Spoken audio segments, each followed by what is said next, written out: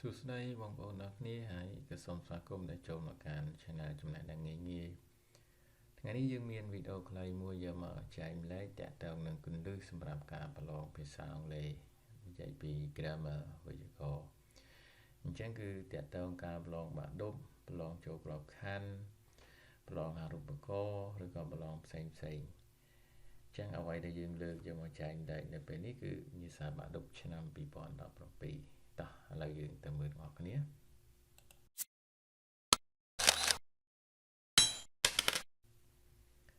នេះ grammar There are four answers after each statement. Only one answer is correct. Choose the correct letter A, B, C, or D. Example: Have you my new car? នៅទាំងនេះគេរើសយក letter B sin នេះនៅក្នុងទម្រង់ present perfect តែនេះបើយើងយក C អត់អាចប្រើបានទេហើយ seeing ក៏អត់ត្រូវដែរ saw ក៏អត់ត្រូវដែរដោយសារវាជាទម្រង់ present perfect ចឹងវាចាប់យក verb 3តោះឥឡូវយើងមើលកលេចមកមើល number 1 Girls you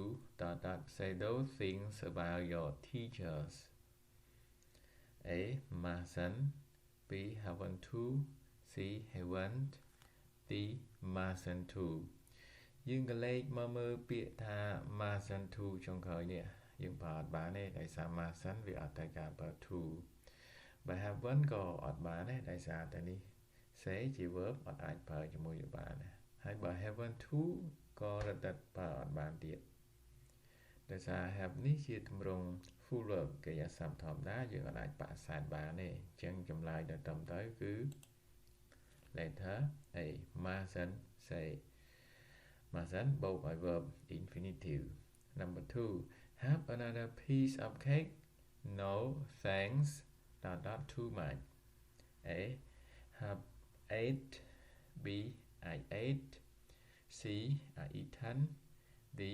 I've eaten យើងមើល letter A have ate នេះ I've ate នេះជាទម្រង់នេះយើងអត់មានទេនៅក្នុងភាសាអង់គ្លេសអត់អាចប្រើ have បូកឲ្យ verb to បានទេ I ate នេះអាចត្រូវ subject បូកឲ្យ verb to ហើយបើ I eaten នេះក៏អត់ត្រូវដែរយើងអាចប្រើ subject បូកឲ្យ verb 3បានទេហើយ I have eaten នេះជាទម្រង់ present perfect តោះនេះទៅមើលសកម្មភាពវារវាង B ហើយនិង D នេះតើហ្នឹងតើយើងប្រើពាក្យ ate បើ ate past simple សំដៅលើសកម្មភាពដែលកើតហើយចប់ប៉ុន្តែបើ I have eaten ជាទម្រង់ present perfect មានន័យថាញ៉ាំហើយវានៅតែឆ្អែតមានន័យថាវាកើតពីអតីតកាលហើយបន្តមកឥឡូវអញ្ចឹងហើយបានគាត់អត់ត្រូវការអញ្ចឹងចម្លើយដល់ត្រឹមត្រូវគឺ letter D number 3 I was going to do the washing but the machine down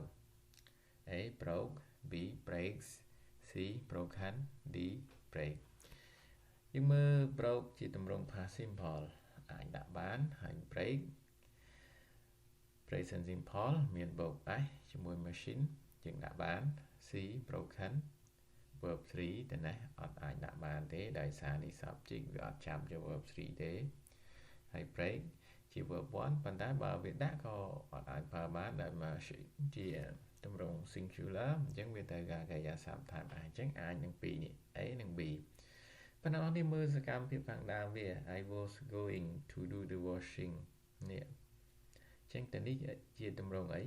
past continuous អញ្ចឹង past continuous มันអាចយកមកប្រើជាមួយ present simple បានទេអញ្ចឹងវាទាមទារយក past simple អញ្ចឹងចម្លើយត្រឹមត្រូវគឺ letter A number 4 my secretary was late she had never late before was late had came been ទាំងនេះបើយើងយក was ដាក់ទៅនេះអត់ត្រូវទេដោយសារទៅនេះមាន had អញ្ចឹងពីក្រោយវា 100% វាចាប់យក verb 3ចាំបើយើងប្រើ had ទៀតបានអត់ had ក៏អត់ត្រូវដែរដោយសារ late នេះជាគុណនាមចុះ came ជា verb 2អត់ត្រូវដែរអញ្ចឹងចម្លើយត្រឹមត្រូវគឺ letter D been ណាវាទាមទារ verb been verb 3ប្រើជាមួយគុណនាម number 5 if you give me some money to go shopping A can B could she will be able D will can តែនេះបើយើងយក can I can to go អត់ត្រូវទេដោយសារ can ពីក្រោយវាបូកឲ្យ verb infinitive បើ could to go ក៏អត់ត្រូវដែរ will be able អាចដាក់បាន will can អញ្ចឹងយើងមើលទៅនេះជាទម្រង់អី first conditional អញ្ចឹង first conditional នៅទម្រង់ if យើងប្រើ present simple ហើយទម្រង់ main clause យើងប្រើ will បូកឲ្យ verb infinitive អញ្ចឹងមាន will be able will can